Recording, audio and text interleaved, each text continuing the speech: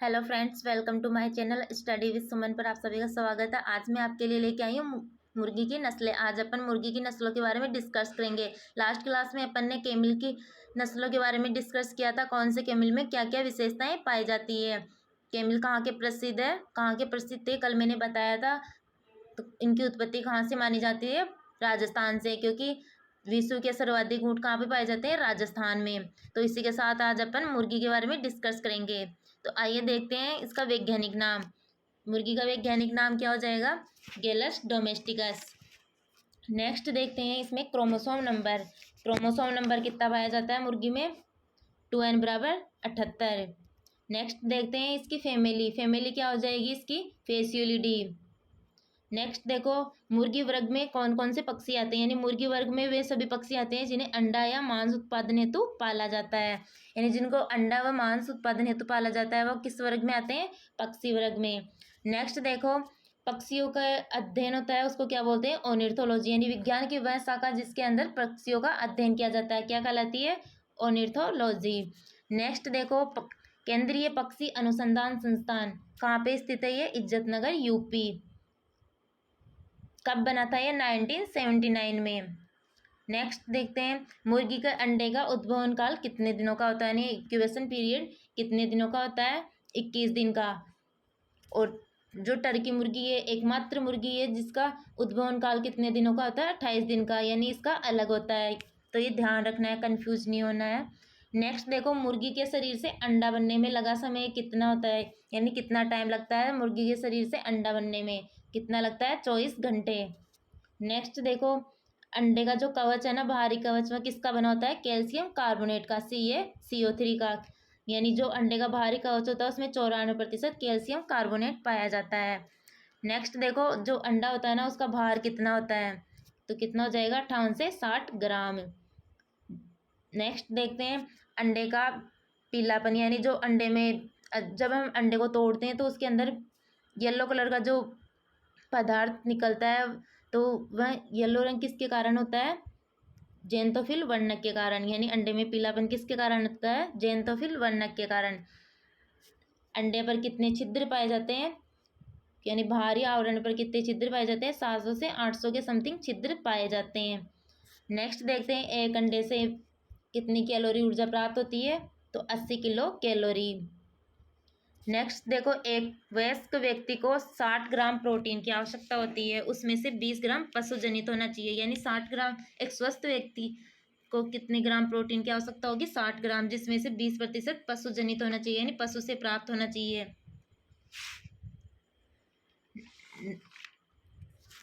चाहे वह मांस के रूप में प्राप्त हो या और किसी चीज़ के रूप में प्राप्त हो, लेकिन 20 ग्राम पशुजनित प्राप्त होना आवश्यक होता है। नेक्स्ट देखते हैं, जो अंडे की गुणवत्ता की जांच की जाती है, नहीं यानी अंडा अच्छी क्वालिटी का है या नहीं, तो वह किसके द्वारा की जाती है? कैंडलिंग लैंप के द्वारा। ये एक यंत्र है कैंडलिंग लैंप, इसके द्वारा अंडे की गुणवत्ता की जाँच की जाती है। नेक्स्ट देखते हैं अपन, मुर्गी के अंडे सेने का उपयुक्त समय कौन सा होता है? यानी जब मुर्गी अंडे को हीट देती है तो उपयुक्त समय क्या है उसके लिए? फरवरी मार्च। ध्यान रखना है ये भी। मुर्गी के मांस को क्या कहा जाता है? चिकन, यानी सफ़ेद मांस। मुर्गियाँ ही ऐसी है एकमात्र जिनके मांस को सफ़ेद मांस कहा जाता है, बाकी सभी पशु पक्षियों के मांस को क्या कहा जाता है? लाल मांस। नेक्स्ट देखते हैं, प्राकृतिक विधि से अंडे सेने का कार्य कुड़क मुर्गी द्वारा किया जाता है। यानी जो कुड़क मुर्गी होती है उसके द्वारा प्राकृतिक विधि से अंडे सेने का कार्य किया जाता है, यानी अंडों को हीट दी जाती है। तो ये एक समय में एक साथ कितने अंडों को हीट देती है? 8 से 10 अंडे सेती है। नेक्स्ट देखते हैं, जो कृत्रिम विधि से अंडे सेने का कार्य है वह किसके द्वारा किया जाता है? इंक्यूबेटर मशीन के द्वारा। इसमें एक साथ कितने अंडे सेए जा सकते हैं? 3000 अंडे एक साथ सेए जा सकते हैं। नेक्स्ट देखते हैं, जो ये इंक्यूबेटर मशीन होती है उसका तापमान कितना होता है?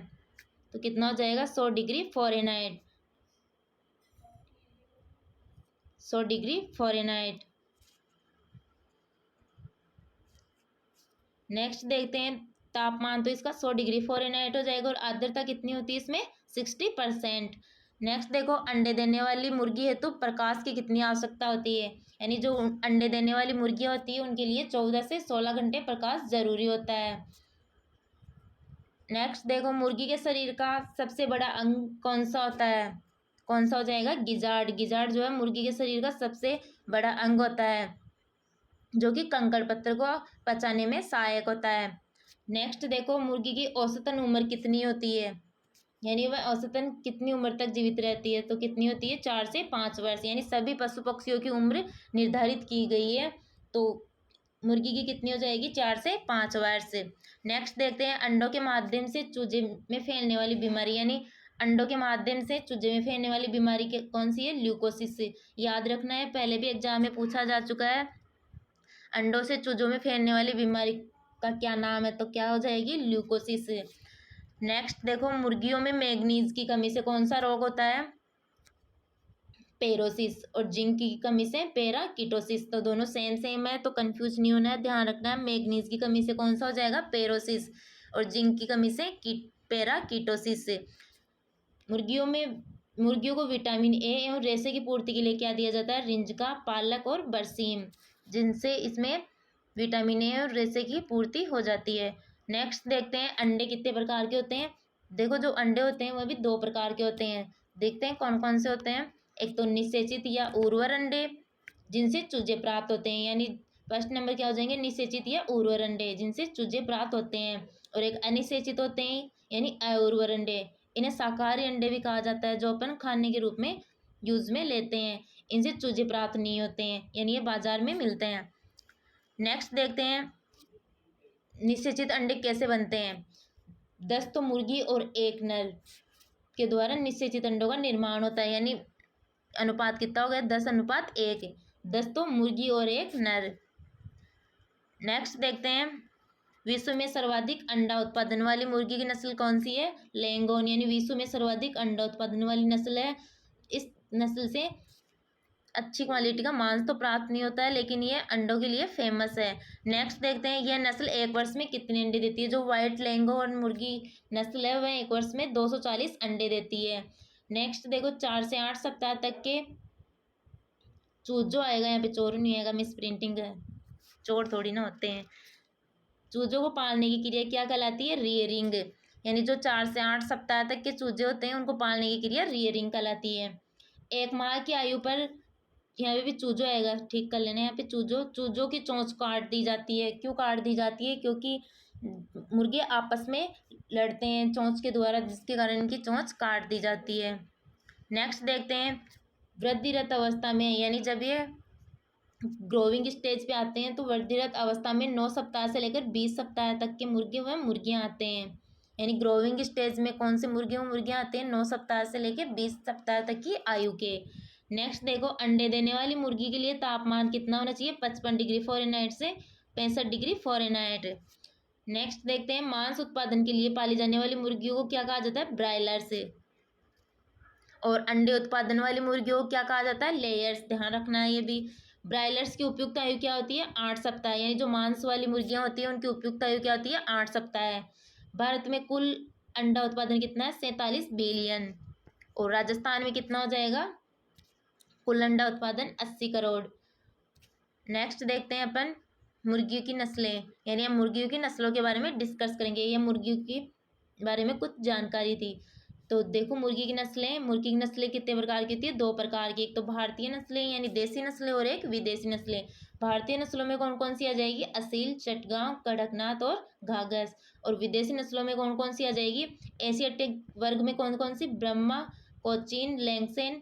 ये वैसे सिलेबस में नहीं है, लेकिन इनके बारे में डिटेल्स में नहीं है सिलेबस में, बाकी इनके जो नाम है, यानी एशियाटिक वर्ग में कौन सी आती है, इंग्लिश वर्ग में कौन सी आती है, ये ध्यान में रखना है। इंग्लिश वर्ग में कौन कौन सी आ जाएगी? ओपिंगटन, कॉर्निश रेड केप और ससेक्स।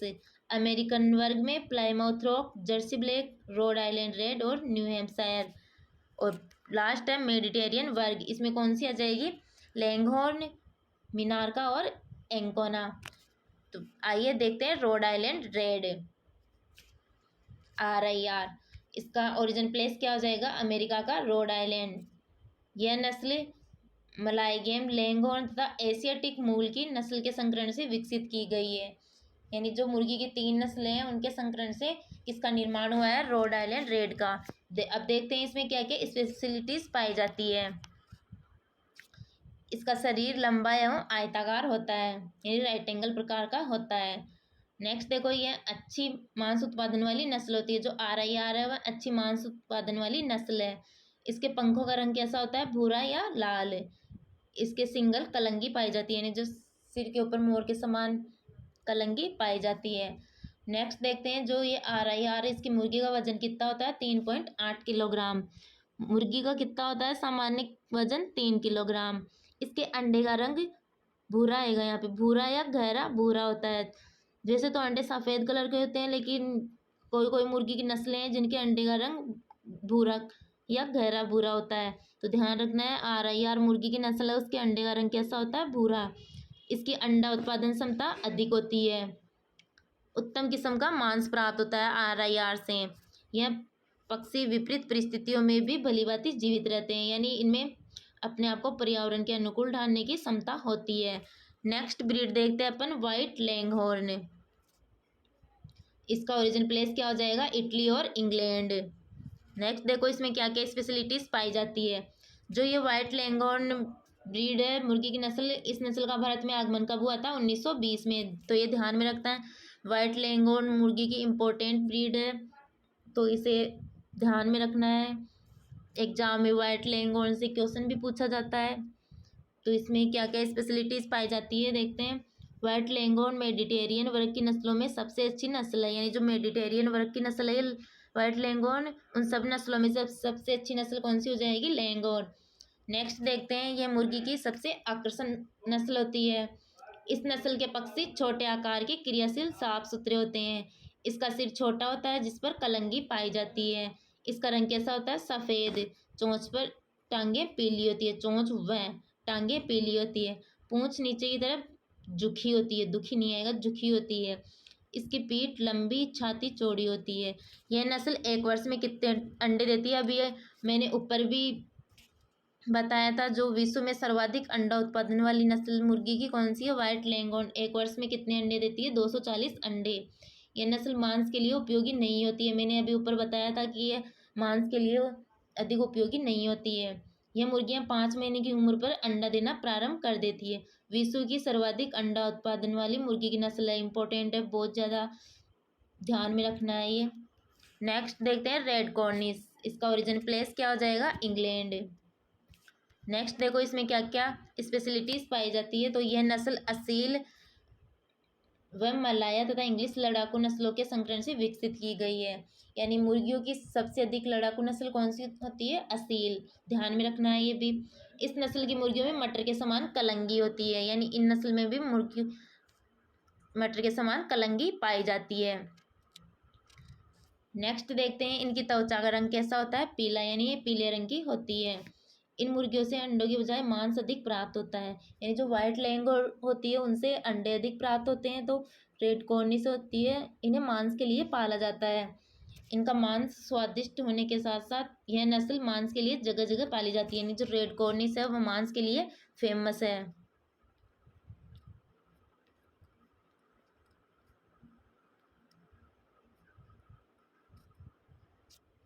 नेक्स्ट देखते हैं,